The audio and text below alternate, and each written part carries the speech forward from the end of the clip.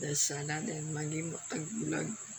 Kay hindi ta vlogger pero maging tag-vlog para ma-vlogger ta. Then masikat ta dali sa Iligan City. Taga Oroquita to guys.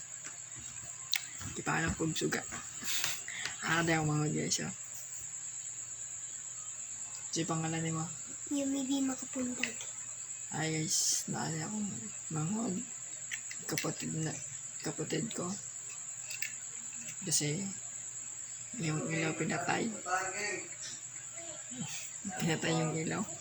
Nag-video ako dito pero pinatay yung ilaw. Pero okay lang. Okay lang. Anong ilaw? Ilaw. Wala na. Yung isang kapatid ko tulog na. Yung isang kapatid ko gising pa pero ako dito nag-vlog pa.